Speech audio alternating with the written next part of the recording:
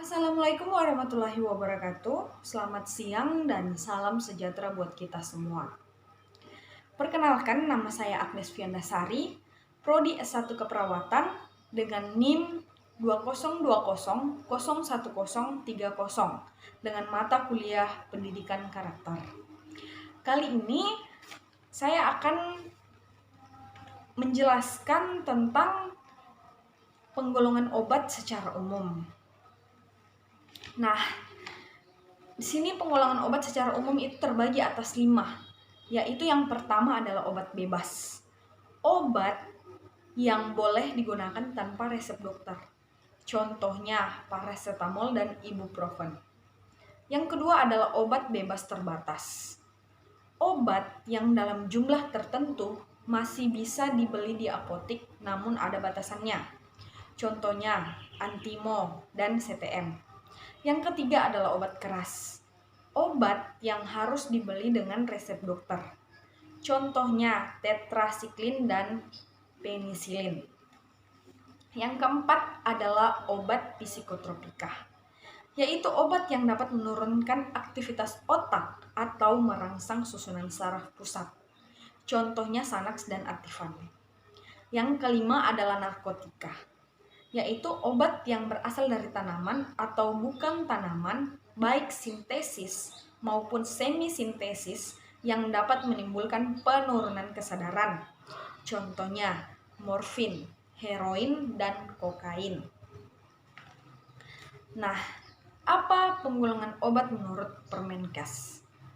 Penggolongan obat menurut Permenkes ada 4, yaitu yang pertama adalah obat berdasarkan nama. Nah, obat berdasarkan nama ini terbagi lagi atas beberapa. Yang pertama adalah obat paten, yaitu obat yang baru diproduksi dan dipasarkan oleh sebuah perusahaan farmasi yang memiliki hak paten untuk membuat obat baru. Contohnya Mevinal, Amoxan, dan Amaril. Yang kedua adalah obat generik, yaitu obat dengan nama International Non-Property Names atau INM yang ditetapkan dalam FI atau buku standar lainnya untuk zat khasiat yang dikandungnya. Contohnya paracetamol, asam mefenamat, dan antasidadoen. Yang ketiga adalah obat generik bermerek. Obat generik dengan nama dagang yang menggunakan nama milik produsen obat yang bersangkutan. Nah, contohnya di sini adalah Panadol dan Sanmo. Yang kedua adalah penggolongan obat berdasarkan bentuk sediaan. Yang pertama itu padat atau solid. Contohnya puyer, kapsul, tablet, pil, kaplet. Dan yang kedua adalah semi solid atau setengah padat. Contohnya salep, krim, dan gel. Yang ketiga adalah cair atau liquid. Contohnya larutan infus, larutan sirup, injeksi, elixir, dan obat tetes. Suspensi dan emulsi. Dan yang keempat adalah gas. Contohnya seperti aerosol. Yang ketiga adalah penggolongan obat berdasarkan cara penggunaan. Nah, di sini terbagi atas 2, yaitu obat dalam dan obat luar.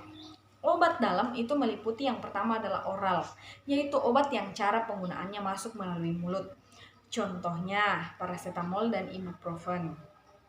Yang kedua, sublingual atau obat yang cara penggunaannya diletakkan di bawah lidah.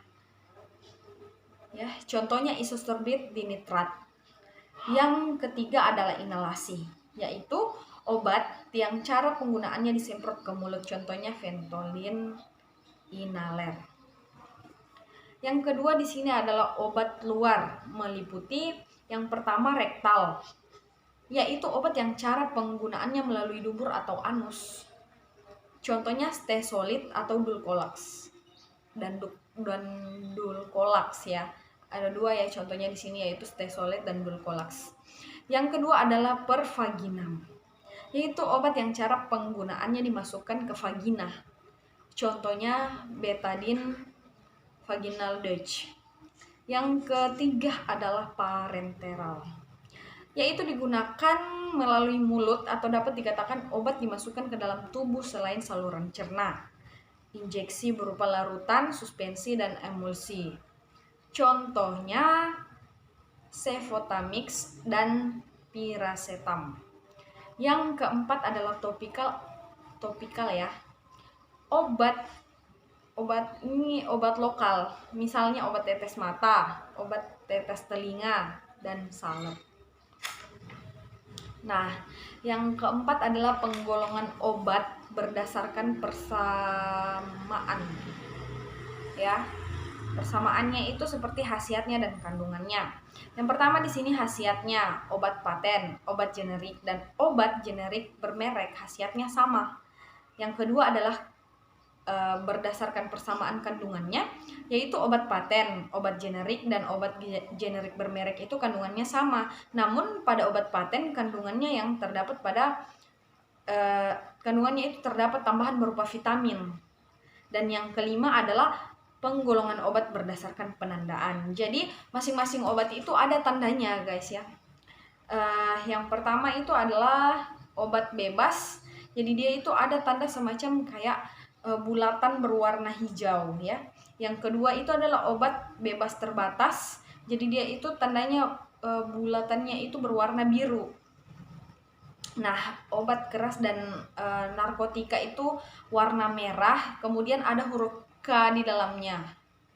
Jadi itu yang warna merah ya. Dan yang kelima adalah psikotropika. Jadi bentuknya itu seperti tanda tambah di dalamnya ya. Mungkin ini saja yang dapat saya paparkan mengenai penggolongan obat.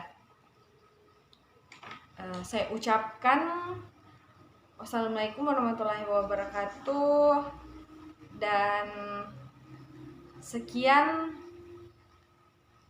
serta terima kasih.